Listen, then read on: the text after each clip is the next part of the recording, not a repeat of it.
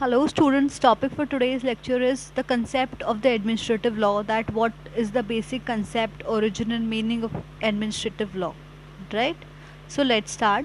Administrative law is the byproduct of expanding socio-economic functions of the state and also increased powers of the government. It has become immensely important in very developed societies since the relationship of the individuals with the authorities has also become complex. It is that branch of public law that dictates how governmental agencies and offices are to work both at the central and the state level. Then it is mostly judge made law that provides the guidelines for public administration and also helps in ensuring the public welfare. It also includes the rule making power of the administrative bodies, wherein higher legislative offices delegate their powers to ensure better administrations and implementations of the rules and the regulations. It also consists of quasi judicial functions of the administrative agencies, legal liabilities of public authorities, and ensures that the executive wing of the democracy treats the public fairly. Now, we'll discuss about the meaning of the administrative law. So, administrative law is that law which deals with the relationship between a country's citizen with the government. It determines the organizational and the power structure of the administration and the quasi judicial bodies to enforce the rule of the law.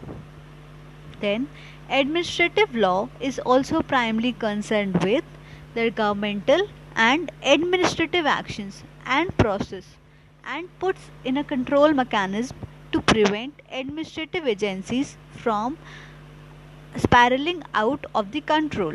It is not a codified law and rather has developed over the time period.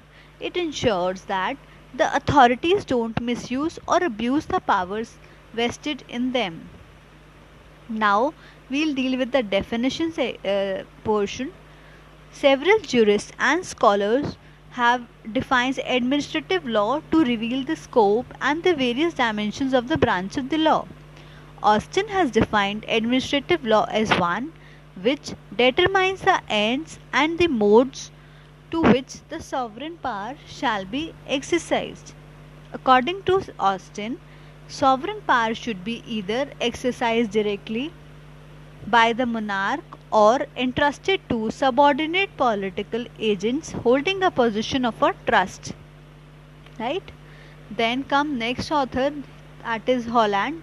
Holland regards administrative law as one of the six divisions of the public law, while Bernard had defined administrative law to be the law applicable to those administrative agencies which possesses adjudicatory authorities of a delegated legislation. Then Ivor Jennings defined administrative law as the law relating to the administration. It determines the organization, the powers, and the duties of the administrative authorities. Then, however, over the years, this definition has been found to be problematic. It is lacking in the sense that it's concerned only with the singular aspect of the judicial control of the public officials. Then comes Dicey's definition. Dicey's definition fails to account for several other administrative authorities such as public corporations which are beyond the definition of the state official. Then it comes Friedman. Friedman on the other hand provides an inclusive definition. In his words, administrative law is the law concerning the powers and the procedures of the administrative, especially the law governing judicial review of administrative actions. It includes administrative powers of the administration, legislative powers of the administration, both at the common law and under various statutes. Then comes the judicial and quasi judicial powers. then is legal ability of public authorities, and the last is the power of ordinary courts to supervise the administrative actions. Thank you.